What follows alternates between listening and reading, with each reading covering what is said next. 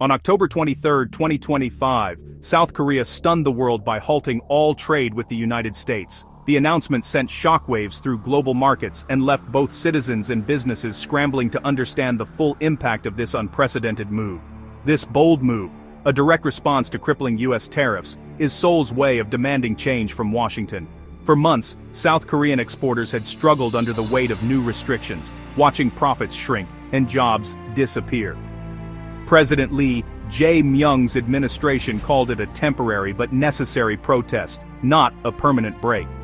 The government emphasized that dialogue was still possible, but only if the U.S. showed willingness to reconsider its aggressive trade stance. Months of failed negotiations and mounting frustration led to this dramatic standoff.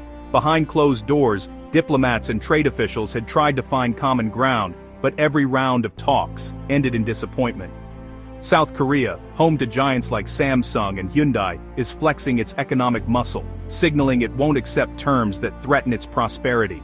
The country's major industries, from electronics to automobiles, are now at the center of a global economic storm. The U.S.-South Korea alliance, long built on mutual benefit, now faces its greatest test. Decades of cooperation and trust are suddenly in jeopardy, as both sides weigh the costs of standing firm versus seeking compromise. Ordinary South Koreans are bracing for uncertainty, worried about job security and rising costs. Many wonder how long the standoff will last and what it means for their future. The world watches as President Trump is forced to respond to a challenge from a key ally, not a rival. The White House faces mounting pressure to find a solution that protects American interests without alienating a crucial partner in Asia. Immediate disruptions are expected, supply chains will seize, prices will rise, and both economies will suffer. The ripple effects could reach far beyond the Korean peninsula, affecting global trade and investment. The stakes are enormous, and the hope for de-escalation is fading fast. As tensions escalate, the world holds its breath, waiting to see if diplomacy can prevail before the damage becomes irreversible. The crisis began with a sweeping move by the Trump administration in April 2025, a decision that would send shockwaves through global markets and upend decades of economic cooperation. The U.S. imposed steep tariffs on a wide range of Asian imports, but it was South Korea that bore the brunt of these new measures, with its export-driven economy suddenly under threat. A 25% tariff slammed South Korean electronics and cars, while steel and aluminum faced a punishing 50% rate. These tariffs were unprecedented in their scale and scope, targeting industries that had long been the backbone of South Korea's economic success. The U.S. framed this as a necessary step to protect American industry and jobs, arguing that foreign competition had gone too far. But in Seoul, officials saw it as a targeted attack on their nation's prosperity and a betrayal of a key alliance. A 90-day negotiation window offered a glimmer of hope for a diplomatic solution. Both sides sent teams of negotiators, hoping to find common ground.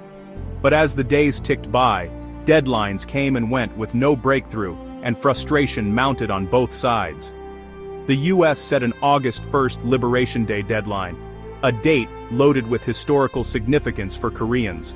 The symbolism was not lost on anyone, and it only served to raise tensions further, fueling anger and suspicion in Seoul. South Korea was pressured to make major concessions under threat of economic ruin. Business leaders warned of layoffs and factory closures, while workers feared for their livelihoods as the economic outlook darkened. For Seoul, these tariffs weren't just numbers on a spreadsheet. They threatened the very model that built its prosperity, putting decades of growth and innovation at risk. With both sides digging in, the stage was set for confrontation, not compromise. The world watched as a once stable partnership teetered on the edge of a full-blown trade war. Negotiations began in April, with both sides hoping to avoid disaster before the July deadline. U.S. officials projected optimism, expressing confidence that a deal could be reached in time to prevent economic fallout. There was a sense of urgency in the air, as both governments knew the stakes were high, not just for their own economies but for the stability of the broader region. But South Korean leaders warned of deep divides, especially over the tariffs. They voiced concerns that the U.S. demands were too steep, and that their own industries would suffer if an agreement wasn't reached. Talks covered everything from digital markets to energy, with negotiators working late into the night to find common ground. Each session brought new proposals, but also new frustrations. The US, however, refused to budge on tariffs, insisting that their position was non-negotiable. This became the central sticking point, overshadowing progress in other areas. As deadlines passed, pressure mounted. The media began to speculate about the possibility of a trade war, and markets grew increasingly volatile. Emergency meetings in Washington failed to break the deadlock. Despite marathon sessions and last-minute appeals, negotiators left the table without a breakthrough. President Trump's team insisted on major concessions, arguing that only significant changes would justify lifting the tariffs. Meanwhile, Seoul demanded tariff relief first, making it clear that any deal would have to start with easing the economic pressure on their industries. By August 1st, the tariffs hit in full force, hammering South Korea's export-driven economy. Factories slowed production, ports saw fewer shipments, and financial markets reacted with alarm. For 2 months, both sides dug in, with no sign of compromise. The atmosphere grew increasingly tense, and hope for a quick resolution faded. Diplomatic channels stayed open, but positions only hardened. Each side blamed the other for the impasse, and trust eroded with every failed round. The result, a classic stalemate, with neither side willing to move first. The negotiation table remained empty, and the gap between the two nations only widened. Today's trade halt is the inevitable outcome of months of missed opportunities, hardened positions, and a failure to find common ground when it mattered most. The trade crisis erupted during a period of political chaos in South Korea. President Yoon's ouster in a snap election left the country with a caretaker government unable to make binding deals. US negotiators doubted any agreement's durability, stalling progress. The election of President Lee Jae-myung brought a new, more assertive leader to power, but also delayed talks as his team regrouped. Lee's nationalist stance made compromise with Washington even harder. Political transition paralyzed Seoul's strategy, deepening the impasse. The leadership turmoil didn't cause the crisis, but it made resolution nearly impossible. While South Korea faced tariffs, other nations struck deals with the US to avoid economic pain. The Trump administration's approach was transactional, rewarding those who conceded, isolating those who resisted. The US secured agreements with the UK, Japan, Vietnam, and even the EU, but not Seoul. Even China managed a temporary truce, lowering tariffs on both sides. South Korea, however, refused to accept what it saw as an unfair deal.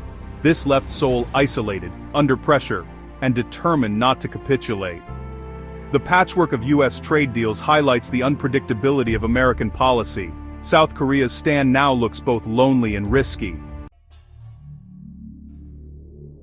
The trade freeze will hit both economies hard and send shockwaves worldwide. South Korean giants like Hyundai and Samsung will see US sales vanish, threatening jobs and growth. American consumers will face shortages and higher prices for cars, electronics, and more. US tech firms relying on Korean components will scramble to find alternatives. American farmers lose a vital export market overnight, fueling political backlash at home. The disruption will ripple through global supply chains, affecting Europe, Japan, and China. Business confidence and investment could falter as uncertainty grows. The credibility of the US-led global trading system is at stake. Allies may rethink their reliance on Washington, accelerating a shift toward a more fragmented world. The trust that fueled decades of prosperity is eroding fast. With trade frozen, the next move belongs to President Trump. He can escalate, freezing assets, imposing sanctions, or seek de-escalation by reopening talks. Escalation risks alienating a key ally and deepening economic pain at home. De-escalation would require suspending tariffs and genuine compromise. For President Lee, the challenge is to weather the economic storm and keep the door open for negotiation.